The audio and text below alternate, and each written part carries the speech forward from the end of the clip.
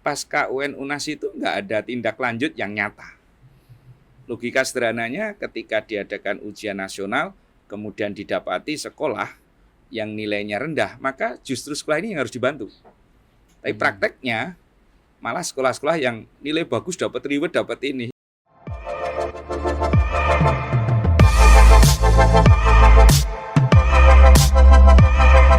Terima kasih Pak Nur Salim sudah datang di Radar Kediri, sudah menyempatkan waktunya untuk mampir ke sini. Ya, alhamdulillah ada kesempatan untuk bisa hadir di Radar Kediri. Oke. Hari ini kita mau ngobrol ini Pak, yang sedang rame ini di dunia pendidikan. Ya. Pak Nur Salim sebagai kepala sekolah, kemudian sebagai praktisi pendidikan, Ya. kemudian juga pelaku pendidikan.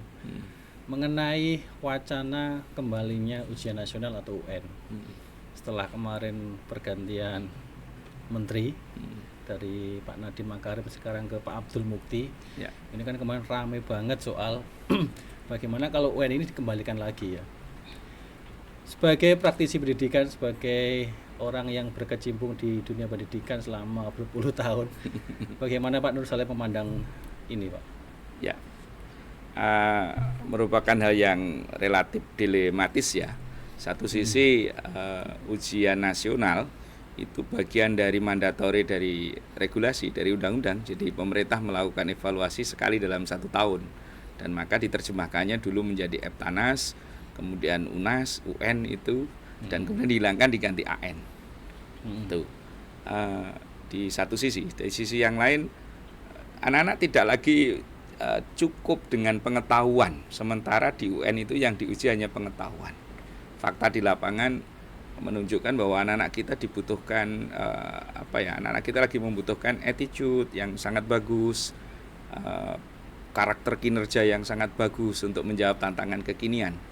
Semua pengetahuan sudah disajikan oleh media sosial, oleh platform-platform digital, sehingga justru yang harus dihadirkan bagaimana menjaga karakter anak-anak kita, bagaimana dia memiliki value baik yang sifatnya local wisdom maupun yang sifatnya nasional bahkan internasional, karena dia harus berkompetisi dengan orang-orang di mancanegara seiring dengan perkembangan global yang batas-batas negara kita semakin dalam tanda petik tidak jelas, unborderless, orang bisa bergerak, bermobilitas sangat tinggi. Mau kemanapun negara ini, mau ke negara manapun anak-anak ini sangat bisa. Itu. Pak Nur Salim ini dalam posisi setuju atau tidak UN ini dikembalikan lagi seperti sebelumnya? Jadi saya tidak bisa memberikan judge setuju atau tidak, karena UN penting, namun memang harus ada perbaikan. Jadi di dalam proses pendidikan itu ada planning, ada actuating di pembelajarannya, tapi juga harus ada alat evaluasi. Karena kalau tidak ada alat evaluasi, maka kita nggak punya standar mutu. Nah, di era-era UN UNAS dulu, pasca UN UNAS itu nggak ada tindak lanjut yang nyata. Logika sederhananya ketika diadakan ujian nasional, kemudian didapati sekolah yang nilainya rendah, maka justru sekolah ini yang harus dibantu. Tapi prakteknya malah sekolah-sekolah yang nilai bagus dapat reward, dapat ini. Seharusnya enggak, yang dipikirkan justru yang berada di bawah standar, yang di bawah passing grade. Kalau udah di atas passing grade, ya udah oke. Apalagi digunakan menjadi syarat kelulusan yang notabene ada catatan yang kecil, bikin anak stres. Saya kira sebenarnya enggak terlalu seperti itu juga sih. Sekian juta anak lalu ada yang mengalami kendala itu wajar. Namun juga Indonesia kita yang sebagian luas dengan disparitas yang tinggi antar daerah satu dengan yang lain, tentu harus dibuatkan formula yang berbeda. Standar UN di Jawa Timur, standar UN di Jawa Tengah dan sebagainya memang harus berbeda. Tapi ini juga perlu satu kajian mendalam lagi ketika pengelolaan pendidikan menjadi otonomi daerah. Maka sebenarnya yang urgent justru ujian daerah, bukan ke nasionalnya. Kalaupun nasional punya standarisasi, ya sifatnya seperti AN sama survei karakter atau survei lingkungan dan sejenisnya itu. Untuk bahan masukan tim pengembang atau tim risetnya di Kemdikbudristek atau sekarang Kementerian Dikdas ini, apa kebijakan yang tepat dilakukan oleh pemerintah untuk supporting anak-anak kita yang memang dalam hitungan tahun kita akan di 2045 kan pengennya Indonesia emas, dan Betul. itu pabriknya hanya satu, pendidikan. Harus pendidikan Iya, hanya itu. Jadi semacam ini Pak, kalau saya menangkap tadi apa yang disampaikan oleh Pak Nur Salim, menggabungkan Ya. antara sistem UN Ya. yang dulu pernah dipakai beberapa tahun oleh pemerintah dengan sistem ANBK Ya. yang digagas oleh Pak Menteri Nadiem Makarim. Apakah seperti itu? ANBK itu sifatnya kan sampel. Kalau Sampel aja. sifatnya sampel kan tidak bisa memotret, dan Ya. kalau tidak ada tindak lanjut dari hasil itu juga tidak ada maknanya apa-apa. Hanya akan menunjukkan data bahwa kualitas pendidikan kita masih rendah, dan itu kan justru menyakitkan bagi insan-insan pendidikan. Jadi kalaupun itu di AN atau di survei kemudian didapatin kondisi-kondisi yang perlu perbaikan, justru itu harus menjadi pemasukan dari pemerintah daerah sebagai penanggung jawab atau pelaksana pendidikan, TK, SD, SMP, pemerintah daerah provinsi sebagai pelaksana pendidikan di jenjang SMK dan SMA, tentu saja madrasah di lingkup Kementerian Agama. Jadi harus ada kebijakan untuk menyelesaikan persoalan, bukan hanya mengangkat persoalan gitu. Ya. Berarti UN ini masih sangat penting. Saya pikir penting, akan tetapi harus ditata ulang. Artinya mereka yang memang sarananya tidak mencukupi, gurunya tidak mencukupi, mohon maaf yang notabene swasta dalam titik tertentu, mereka kan tidak adil ketika diperlakukan dengan soal yang sama. Kalaupun diperlakukan dengan soal yang sama, tentu harus ada klasifikasi. Kemudian ada tindak lanjut. Apa sport yang bisa diberikan kepada sekolah-sekolah swasta, terutama yang masih sangat terbatas fasilitasnya itu. Tetap sebagai penentu kelulusan? Saya pikir tidak perlu lagi, karena sesuai juga amanah undang-undang bahwa apalagi yang PP 57 yang revisi 12 2024 itu kan nomor 5 atau nomor berapa itu saya lupa. Itu kan memang ada otonomi pendidikan, ada school based management, dan itu keren. Ya. Nah, jadi sekolah, madrasah kalau diberi otonomi, saya pikir akan sangat bagus. Tetapi ya tentu saja harus dengan perhitungan-perhitungan yang matang, leadernya, tim leadernya, kemudian guru-gurunya. Tetapi saya optimis dengan pola school based management ini akan membangkitkan semangat seiring dengan otonomi daerah yang sudah bergulir sekian puluh tahun. Tentu saja dengan evaluasi-evaluasi, otonomi daerah sendiri ada plusnya, ada minusnya lah. Otonomi pendidikan juga begitu, ada plusnya, ada minusnya. Mana-mana yang menjadi kendala kita perbaiki, mana-mana yang sudah bagus, menunjukkan prestasi yang signifikan. Seperti kami mengelola 2 titik sekolah itu sama-sama signifikannya. Kita berikan keleluasan pada guru, pada murid. Jadi ngomongin merdeka itu kami sudah merdeka 10 tahun yang lalu, 20 tahun yang lalu, dan hasilnya signifikan. Jadi kan ngomongin misalkan Mas, ngomongin riset. Seakan-akan riset itu kan tatarannya perguruan tinggi, nyatanya anak-anak SMP, MTS, SMA, MA itu sudah bisa riset dan keren. Karena diberikan otonomi. Nah ini kadang-kadang kan terkait dengan penganggaran dan sebagainya, ini perlu grit dari seorang leader di sekolah itu. Berarti sekolah tetap bisa menentukan kelulusan. Kelulusan tetap menjadi muridnya otonomi sendiri ya? sekolah, tetapi sekolah juga bisa mengambil feedback, alat evaluasi dari ujian nasional tadi. Gitu. Dan tidak boleh buat gengsi-gengsian. Kalau perlu buat tertutup. Jadi yang tahu Kepala Dinas Pendidikan, Kepala Kementerian Agama, dan kepala sekolahnya itu. Kalau malu di publik loh ya, membuat sekolahnya nggak laku karena nilainya jelek kan nggak enak itu. Nah, mungkin pentingnya kan dulu kan akhirnya mohon maaf tindakan-tindakan curang dilakukan. Betul. Saya punya pengalaman menarik Mas Bas. Ketika saya mengambil sikap tahun 2013 ada ujian nasional berbasis komputer. Nah, saya bagian dari 42 sekolah se-Indonesia itu yang mengambil langkah berani untuk ujian nasional berbasis komputer. Bayangin yang lain masih kertas, yang masih bisa ini itu, saya udah berani komputer tanpa punya fasilitas. Saya pinjam dan sebagainya. Ternyata se-Indonesia hanya 42 SMP MTS yang waktu itu. Nah, muncul protes dari orang tua, Pak nanti kalau nilainya jelek gimana? Ya saya bilang ke orang tua, Bapak Ibu menitipkan anaknya cari ilmu atau cari nilai? Kalau nilai saya bisa bikin sebagus mungkin, Bu, Pak.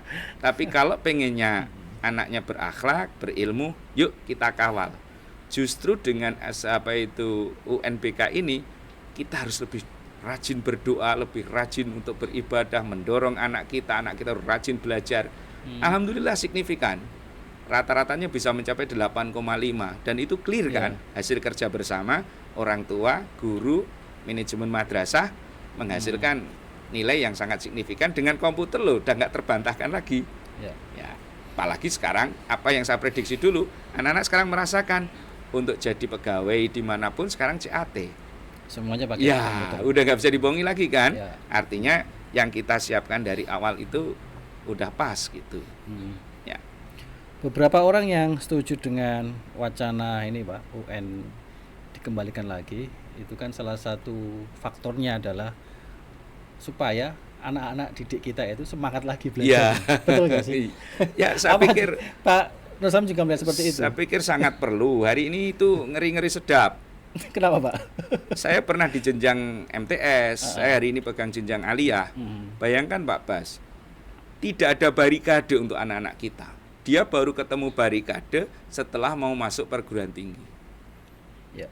Di MI SD lulus, di MTS SMP lulus, ya. Di aliyah lulus, tiba-tiba dia harus ikut tes ke perguruan tinggi.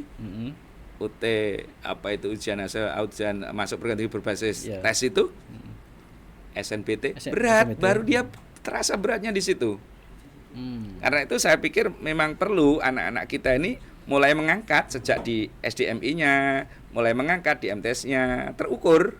Kamu berapa sih passing grade kamu, meskipun tidak digunakan untuk menentukan kelulusan. Nah, nanti ketika dia harus masuk perguruan tinggi melalui jalur tes, ready.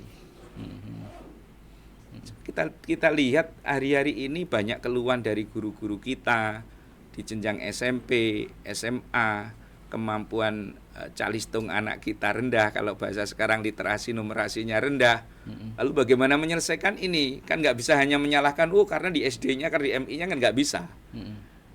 Yang harus menyelesaikan teman-teman guru SMP, nanti juga nggak ada ujian, lulus begitu. Teman-teman SMA berat kan? Selalu begitu nanti. Akhirnya mereka ini ya, setelah penghapusan yang kemarin UN tahun 2020 itu, tidak ada pengukuran. Betul. Seberapa jauh kemampuan akademis mereka, terutama yang mau melanjutkan ke jenjang pendidikan yang lebih tinggi. Padahal di undang-undangnya ada namanya SNP, Standar Nasional Pendidikan. Salah satu standar pendidikan itu adalah standar kompetensi lulusan. Nah, standar kompetensi lulusan ternyata ditentukan oleh masing-masing sekolah. Kan nggak ada sekolah yang mau kasih nilai rendah. Pengennya kan nilai bagus. Tinggi, ya. Coba lihat aja sekarang. Nilai rapot anak-anak kita ini nggak ada di bawah 7, Pak Bas. Bahkan nggak ada di bawah 75. Biar nggak dapat sekolah lanjutan nanti. Jadi kita yang belajar teknologi pendidikan di bidang teknik penilaian, penilaian kita kok jadi begini ya? Tidak ada lower, middle, upper. Sekarang posisinya pada di upper semua. Nah, ini nggak jelas ini. Seberapa kualitas dari sebuah institusi sekolah atau madrasah itu kan menjadi tidak ada parameternya. Gitu. Kalau kita mau belajar, Pak, di negara lain, paling tepat atau yang paling relevan dengan Indonesia itu negara mana sebetulnya? Ya tidak bisa menjat pada satu negara tertentu, tidak bisa, karena memang latar belakangnya yang berbeda. Ada faktor ekonomi, ada faktor sosial, politik, ada faktor SDM. Katakanlah di Finland, saya pernah ke Finlandia, di sana memang gurunya udah keren, Pak Bas. Jadi mereka yang bisa jadi guru itu yang grade-nya ketika di SMA, dia harus ranking 1 sampai 10. Justru yang pintar-pintar jadi guru ya? Iya, guru harus orang pintar. Pintar ya. Dan kalau dia jadi guru, kemudian dievaluasi hasilnya dia bagus, dia diambil, Pak Bas. Didiklat selama 6 bulan. Kembalikan jadi guru lagi. Kalau nggak bagus, diklat lagi. 3 kali dia didiklat. 3 kali 6 bulan, dia tidak ada perubahan, tidak bisa mengantar anak-anak tumbuh berkembang potensinya, dia nggak layak jadi guru. Ini mirip ketika Indonesia kita di era 70-an, di mana waktu itu ada namanya beasiswa untuk guru. Ada program TID, sekolah guru langsung jadi PNS, D2, D3 langsung jadi PNS, sehingga jurusan guru ini menarik. Nah, baru menarik lagi jurusan guru itu belakangan setelah ada TPG itu. Oh ya. Ya, ada PPG tunjangan itu. profesi itu, anak-anak pintar mulai mau ke sana lagi. Ini kita setelah apa ya, bahasa saya itu dalam tanda petik, mohon maaf, sempat lengah kita menyiapkan guru-guru yang berkualitas. Saya masih generasi lama, masih produk pendidikan guru. Jadi attitude mengajar anak-anak dulu dengan anak-anak mahasiswa fakultas pendidikan sudah jauh berbeda. Sudah jauh berbeda. Dan anak-anak sendiri ketika diajar dengan pendekatan-pendekatan yang model-model lama itu sebenarnya akan membentuk karakter. Juehnya kan sudah nggak ada guru sekarang, sudah makin habis juehnya. Kalau guru dulu kita kan jueh terus, ingetin terus. Nah, anak-anak yang lagi tumbuh berkembang ini butuh pendekatan-pendekatan seperti ini. Jadi tidak mutlak hanya ke sign-nya tidak, tetapi juga attitude-nya dibangun terus. Attitude ya, gitu. Kalau di negara lain misalkan seperti di Cina punya karakteristik ada standarisasi yang nggak bisa diganggu gugat, you harus kerja keras untuk mencapai kelulusan. Saya pernah ke Shenzhen seperti itu. Kemudian yang di Jerman yang pernah saya kunjungi itu fokus ini memang disiapin untuk menjadi tenaga teknik, ya langsung fokus ke teknik langsung, itu ya. Yang saya lihat. Jadi memang ada perbedaan-perbedaan. Kita bisa mengambil plus-plusnya di sana yang cocok bagi kita Indonesia yang terdiri atas banyak pulau, disparitas antar pulau yang sedemikian tajam. Ini nggak bisa menjat harus begini. Dan selama ini sebenarnya sudah dikembangkan juga yang namanya kearifan lokal dan sebagainya. Tapi memang butuh goodwill dari pengelola daerah ini. Sejauh mana kemauannya di bidang menguatkan SDM ini. Jadi Human Development Index-nya mau dinaikkan seberapa, dengan pola apa, itu kan juga pengaruh kebijakan itu. Apakah lebih populer membangun fisik atau lebih populer, kan tidak populer bangun sumber daya manusia itu, kan tidak ada hasilnya, nggak kelihatan. Ada satu provinsi di Indonesia ini yang masih ada ujian daerah, dan itu hasilnya memang signifikan. Di mana, Pak? Jogja.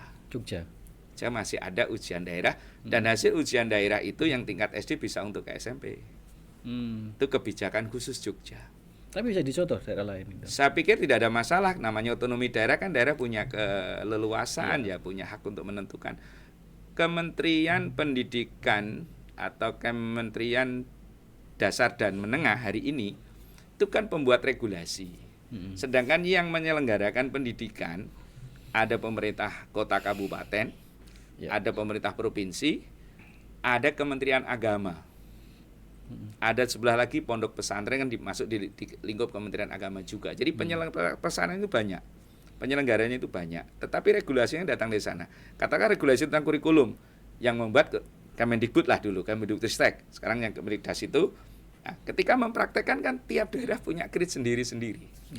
Sendiri bagaimana mengepus anak-anak, guru-guru kita betul-betul katakanlah dengan kurikulum merdeka. Apa yang dilakukan oleh daerah itu dengan kurikulum merdeka? Ini sangat berbeda sekali, Pak Bas. Ketika kurikulum 2013 hampir seluruh guru kita dilatih, Pak. Nah, kurikulum merdeka ini guru kita nggak dilatih. Silakan ada platform, silakan ambil sana. Ya yang mau aktif, kalau enggak ya juga ya akhirnya stuck, bahkan cenderung menurun. Apalagi lulus juga. Ya kan nggak ada yang nggak lulus. Apalagi yang udah main frustasi. Kalau ada anak susah ditoto, sudah diatur, udahlah biar cepat lulus aja. Ini kacau lagi kita nih. Iya, daripada ngeribetin kita. Apalagi sekarang dikit-dikit negur anak apa-apa udah kekerasan verbal dan sebagainya. Sangat berbeda situasinya. Oleh sebab itu tantangan luar biasa bagi kita pengelola pendidikan, terutama para guru. Harus bisa lebih hati-hati dan sebagainya. Jadi bisa mengambil keunggulan dari berbagai daerah, tidak bisa meniru dari berbagai negara, tidak bisa mengambil satu dari suatu negara, nggak bisa saya kira. Masing-masing punya kelebihan. Model di Saudi Arabia dengan model kalau di sini ada ma'had ya, ada model sana itu model boarding. Di Cina itu boarding, 6.000 satu sekolah itu boarding. Oh gitu ya. Boarding. Jadi luar biasa China menyiapkan generasi mudanya. Sadar betul bahwa SDM ini sangat dibutuhkan. Apa artinya kekayaan alam luar biasa kalau pengelolanya nggak bisa? Betul. Itu luar biasa. Ya ini makanya saya berusaha bekerja keras untuk selama ini untuk menghasilkan anak-anak yang bermutu. Ya. Makanya ini pusing ini menterinya. Ya ambil jalan mana? Tantangannya besar kan di Indonesia mana? itu Pak ya. Daripada maaf yang Finlandia itu kan lebih homogen kan. Ya. Mungkin kemudian penduduknya juga tidak terlalu banyak. Ya. Indonesia itu kan beragam, kemudian penduduknya 200 juta, kemudian infrastrukturnya juga belum merata.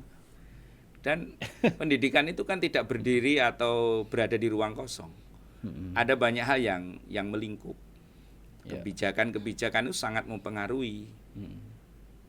Katakanlah yang paling kecil aja kita ambil contoh beberapa tahun terakhir tentang sekolah punya aturan nggak boleh bawa sepeda motor karena belum masih usia sekolah. Tapi karena faktor kesibukan orang tua, pengen praktis dibawain motor, akhirnya bapak-bapak kita di kepolisian juga begitu, harus memaklumi karena nggak ada yang ngantar. Sekolahnya tetap kekeh dengan tidak boleh bawa motor, maka terjadilah motor taruh di luar. Ya kan? Ke sekolahnya kan jalan kaki. Ini fakta-fakta yang bagi kami pengelola pendidikan cukup berat juga. Cukup berat, mau ya udah dilarang tapi kan ditaruh di luar.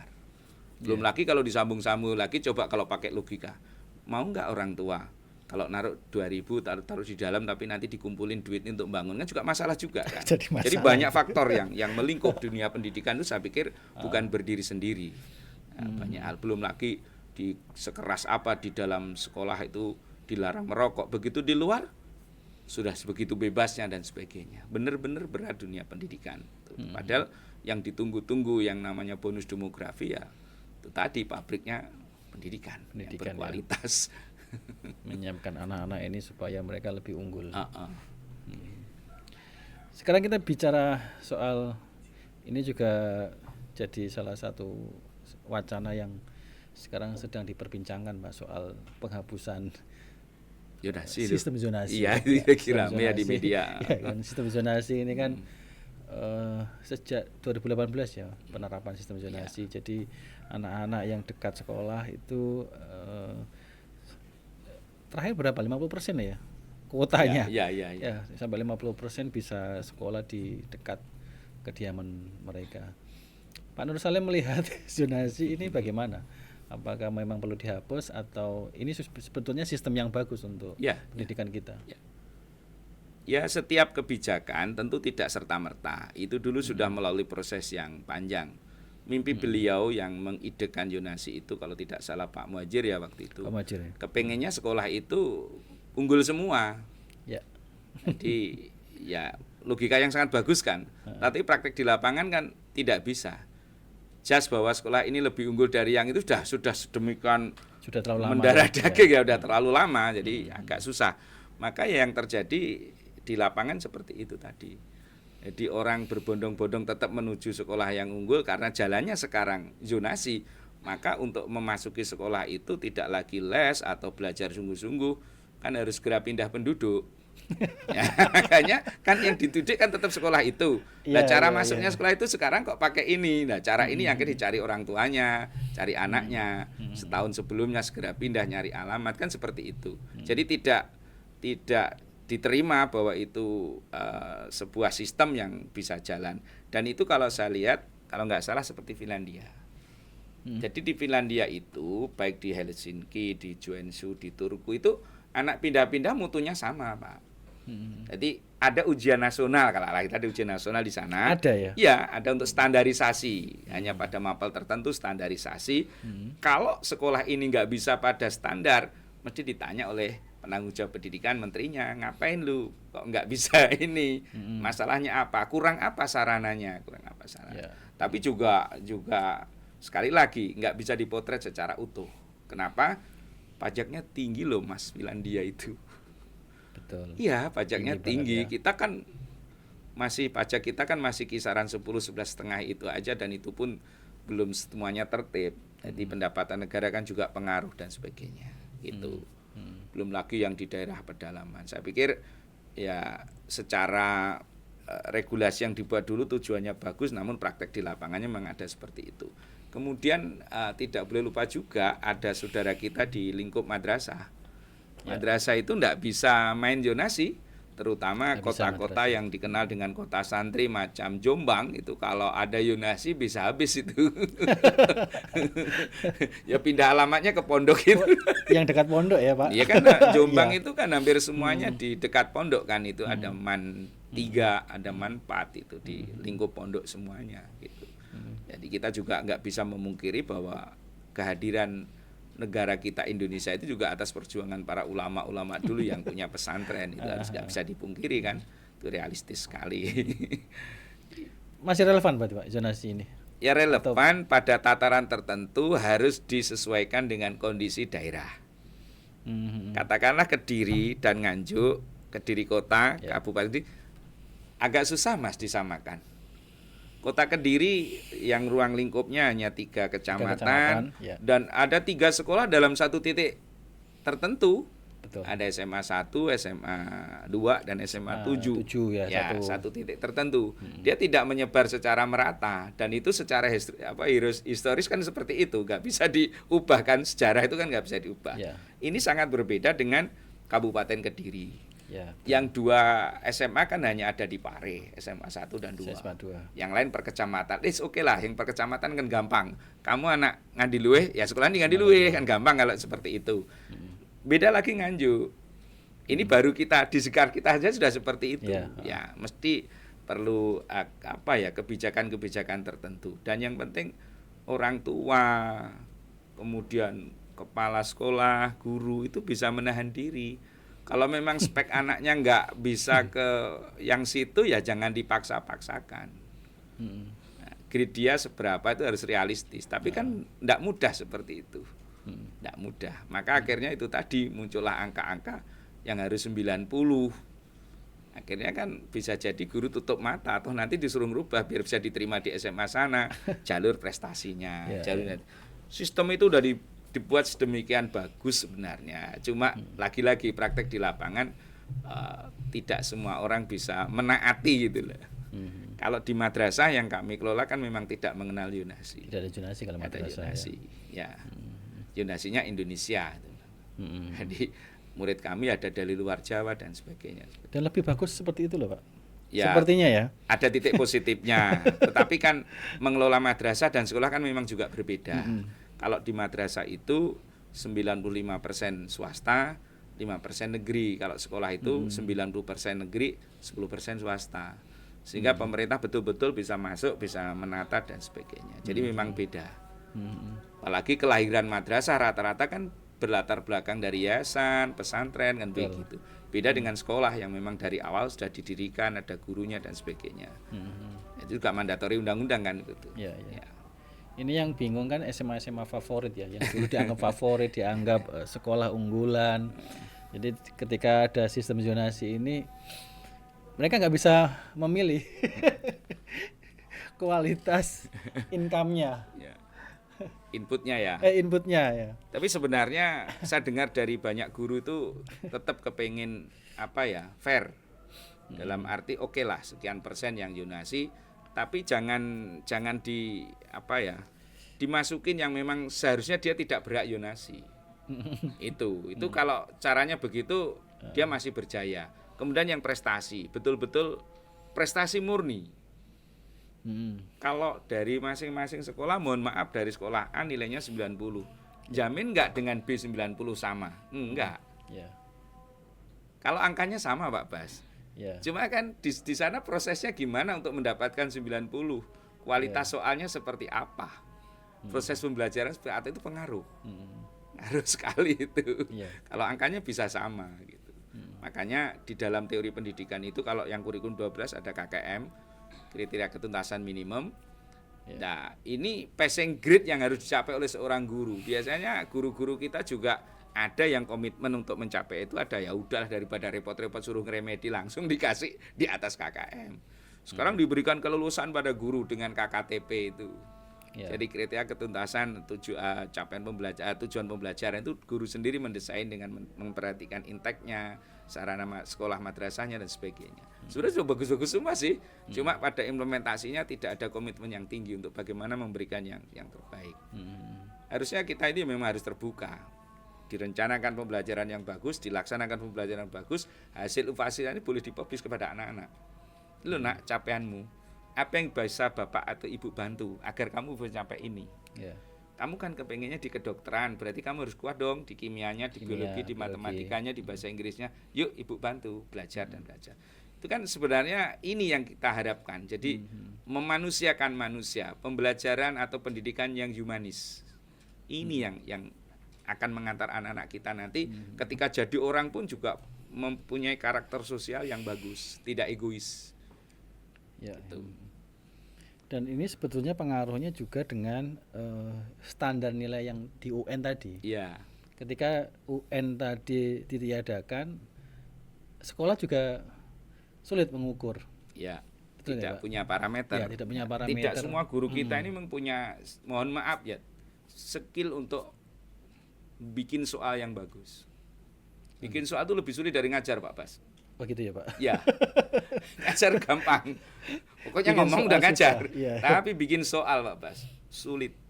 Artinya apa? Soal yang betul-betul mengukur apa tujuan pembelajaran. Mengukur kompetensi anak. Misalkan mengukur kemampuan dia di dalam menghitung ubin. Itu kan membuat soalnya harus dengan kajian-kajian di lapangan dan sebagainya. Mau di grade berapa, mau di C berapa, 1, 2, 3, 4, 5, 6. Nah itu juga nengokin sekolahnya levelnya berapa, mau di C3, C4 itu. Kemampuan anaknya yang inputnya dulu berapa. Inputnya yang banyak dari Yonasi yang prestasinya tidak bagus, mau pasang tinggi. Nanti mesti jatuh nilainya. Itu kan di Anderson kan ada C1, C2, C2. Yang paling mudah kan mengingat saja C1. Kita masih terjebak di C1, C2, C3 itu. Nah ketika kita masuk UN tadi, dulu saya masih ingat, tim pembuat soal itu mulai menyisipkan soal-soal yang memang critical thinking. Oh ya. Okay. Ya, itu persentasenya di bawah 30% yang bisa menjawab dengan benar. Ya kita maklum, masing-masing kita ya, daerah satu dengan yang di Jawa saya udah begini, belum lagi yang di luar Jawa. Ada juga satu SD mungkin gurunya cuma 2. Kalau dituntut seperti Jawa yang gurunya 12 kan nggak bisa. Ya, ini memang harus ada pemikiran. Karena itu harapannya ketika membuat Yonasi itu juga usah jauh-jauh deh sekolah di situ. Tapi kan harus dihadirkan guru di situ. Sarana di situ. Kalau tidak tetap aja lari ke ini. Sekolah larinya ke masuknya sana lewatnya mana? Lewat A, lewat B, lewat C. Ada Yonasi, ada prestasi, afirmasi kan. Ini nggak bisa jalan sini. Aduh, cari jalan sini kan gitu. Yang jadi salah itu kan karena akhirnya dengan segala cara itu. Ya, itu. Dengan segala cara untuk padahal bisa masuk ke sekolah kita favorit itu punya potensinya masing-masing, Pak Bas. Nggak bisa. Jadi orang tua kita, termasuk kita sendiri ya, sering menganggap bahwa IPA itu lebih unggul. Ya, itu. Sementara anak-anak itu ketika tidak punya bakat, minat dan passion di bidang itu dipaksakan kan kayak ngajarin ikan terbang. Betul. Susah gurunya. Pokoknya Pak, anak saya harus IPA. Loh, kok pokoknya hasil tesnya, resteknya dia berat kok di situ nggak bisa. Aduh, tapi kan nanti mau kuliah di ini farmasi harus IPA.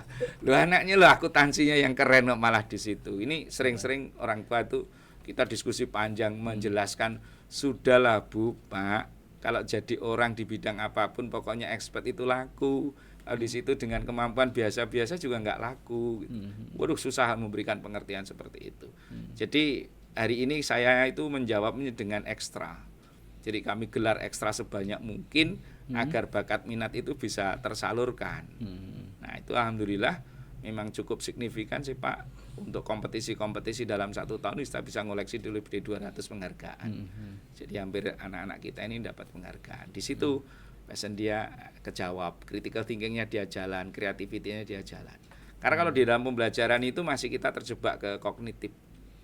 Jadi transfer of cognitive learning itu aja. Jadi belum pada level kecakapan itu. Itu butuh effort yang luar biasa. Kepala sekolah harus datang pagi menyambut, guru harus datang pagi menyambut. Itu kan membangun karakter anak. Yeah. Kalau udah berani, saya udah menerapkan 4 tahun ini sekolah tanpa tata tertib. Kenapa, Pak? Ya anak-anak dikasih tata tertib untuk apa? Kalau dia sudah baik, sudah tertib. Oh gitu. Dia kan perlu dididik, bukan dihardik. Dia butuh kasih sayang. Tidak semua berangkat paginya pakai sarapan, Pak Bas. Udah nggak sarapan, datang terlambat, dibentak lagi, habislah dia. Iya. Kita nggak pernah menyadari itu. Makanya ide makan siang gratis mungkin kejawab persoalan itu. Kan faktual itu ya. Orang tuanya ekonomi masih compang-camping, sementara sebenarnya punya potensi. Kita coba melakukan kajian-kajian itu, biasanya kami menjelang ajaran baru itu melakukan review kurikulum. Input kita kayak apa? Nah, lalu apa yang harus kita lakukan? Sehingga anak-anak yang hadir di sekolah ini ada kepastian. Kalian semua akan kami antarkan mencapai visi kami, yakni mencetak lulusan yang cerdas, yang kreatif. Ini kan muncul di situ. Nah, implementasinya kamu belajarnya seperti ini. Itu clear. Kalau udah bisa begitu semua, mau zonasi mau tidak mah juga nggak masalah itu. Jadi problem kita zonasi ini sangat krusial. Betul. Ya. Itu masalahnya. Banyak memanipulasi kartu Iya. Ya, antrinya data sekolah kan tidak lagi di sekolah, tapi di kantor mau mutasi itu gitu loh. Orang tua itu enggak pernah banyak yang tidak mau menerima. Kalau anaknya itu ya memang bakatnya di situ. Itu. Kita itu sebenarnya bisa merasakan kok. Wah, anak saya yang ini memang sainnya bagus sih. Oke, lanjut sana. Anak ini kok nggak mau sain malah pilih ngapalin Quran, ya doronglah ke sana ngapalin Quran. Supaya hafalan itu. Sudah waktunya kita bisa menerima kenyataan itu sehingga nggak memaksakan kehendak pada anak. Di mana 2 kota Kediri yang Pak Nur Salim sekarang pimpin, ya. Orang tua sudah memahami itu.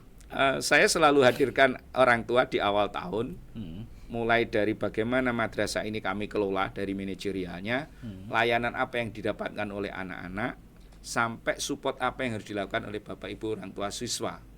Ada bahasa kami, kalau di rumah Bapak Ibu yang ngempit, kalau di madrasah kami yang ngintip. Jadi betul-betul anak ini dalam pengawalan, di rumah juga dikawalin orang tua, di madrasah kita juga kawal. Bayangkan Pak Bas, jamaah duhur kami kawal jamaah Pak Bas, asar kami kawal jamaah, maghrib isya subuhnya kan di rumah. Betul. Kalau orang tuanya nggak ngawal, ya apa artinya 2 kali lawan 3 itu? Apalagi jam krusial. Maghrib itu jam krusial dengan gadgetnya. Isya juga begitu, apalagi subuh. Karena gadgetnya sampai malam, subuhnya melayang. Itu krusial sekali. Nah, selalu kita dorong kunci-kunci suksesnya ini dan sebagainya. Itu ada komunikasi yang efektif dengan orang tua. Berarti orang tua juga ikut terlibat dengan sekolah ya, komunikasi. Ya. Jadi orang tua itu paham bahwa anaknya lagi kami proses untuk seperti ini. Jadi kami nggak bisa sendiri, nggak bisa. Kami nggak bisa kontrol dia belajar.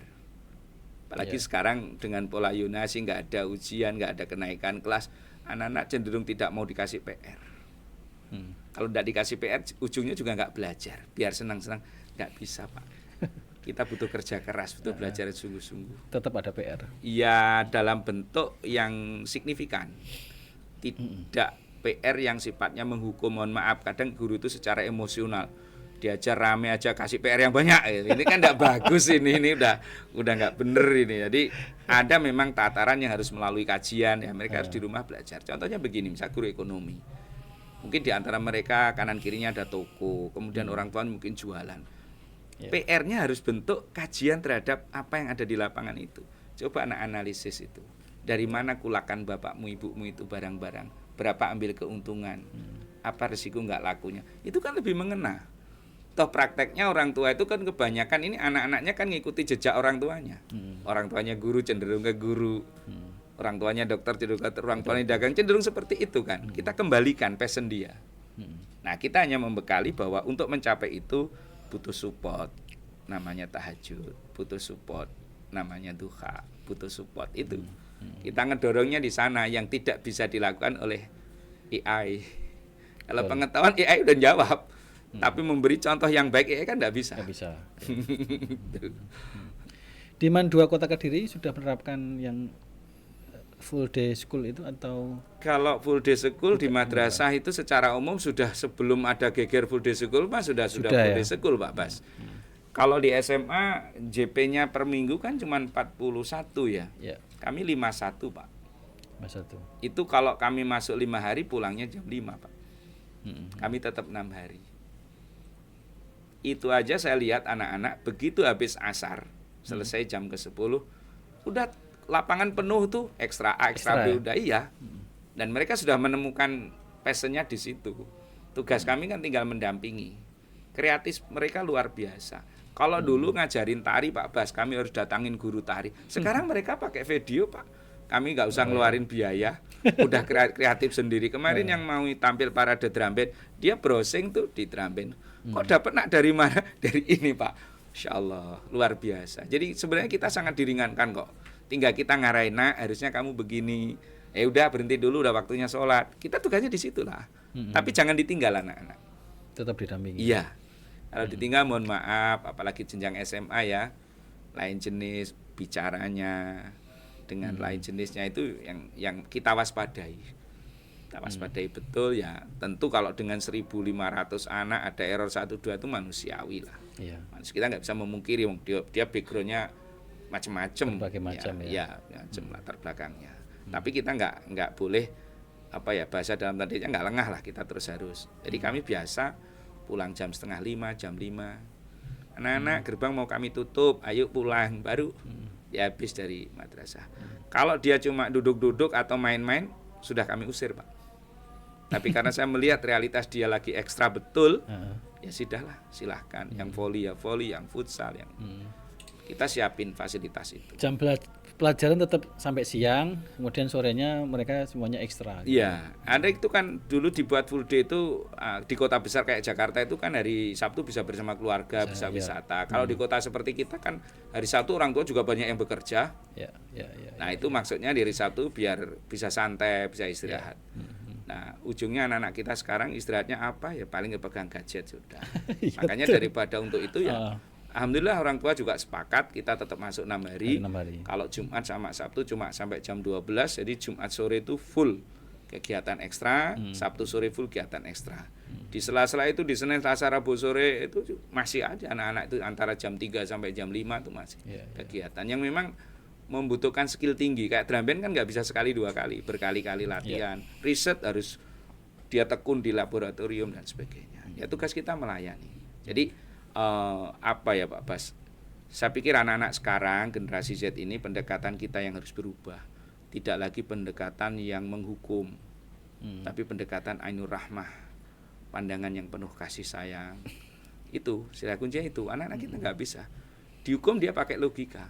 Wong tak beri tata tertib, kan nggak ada tata tertibnya Pak. Emangnya kalau nggak ada tertib kamu bisa seenaknya. Coba saya nanya, kamu rambut panjang langgar apa? Norma. Boleh gak di lingkungan kita? Etis gak? Enggak lah ya. Nggak usah tata tertib, harusnya kamu sudah tertib dengan norma. Toh kamu nanti keluar dari man ini akan berada di masyarakat yang di situ ada norma. Udah kita ajarin begitu. Saya belajar ini dari beberapa negara yang seperti di Finlandia tadi memang sudah diajarin begitu. Jadi value mereka yang dibangun, value-nya dibangun. Tentu kita akan lengkapi dengan nilai agama. Ini yang lebih berbeda lagi. Susah kalau meningkatkan kesadaran itu susah. Mau diikutin total Finlandia, mau masuk kelas laki perempuan sana boleh gini. Kita kan nggak mungkin. Dan gitu. Mereka nggak pakai seragam ya? Nggak pakai seragam. Ada juga sih yang jenjang bawah itu masih ada seragam. Tapi ya memang totalitas. Dia sadar betul bahwa SDM yang akan mengelola negara ini adalah anak-anak ini. Jadi betul-betul serius dia. Orang di sana kita kan pada apalagi musim dingin kan, berapa derajat Celcius dia pakai mantel. Harus disiplin. Jadi disiplin oleh keadaan. Jadi naruh jas dan sebagainya udah lihat tuh. Sematnya kena. Itu yang saya akhirnya itu mohon maaf ngiler lah ngelihat. Waduh, ngajarin semat kok sejauh itu. Makanya setiap kegiatan kita dorong untuk agar muncul critical thinking, creativity, kemudian collaboration, communication. Digital kreatifnya harus muncul di situ gitu. Jadi ini ada program yang kurikulum bergerak itu ada namanya P5, Proyek Penguatan Profil Pelajar Pancasila. Kita dorong, lakukan itu, coba itu, apa hasilnya dan sebagainya. Gitu. Terima kasih Pak Nur Salim. Obrolan kita hari ini sangat memiliki banyak wawasan ya dari Pak Nur Salim sebagai pendidik dan sebagai orang yang sudah berpengalaman di dunia pendidikan. Semoga memberikan wawasan baru kepada guru, mungkin kepada anak-anak didik kita, kemudian juga barangkali ke pemerintah juga. Supaya kebijakannya itu tepat Pak ya. Terima kasih Pak. Siap. Terima kasih. Kita jumpa di lain waktu. Amin. Terima kasih semuanya.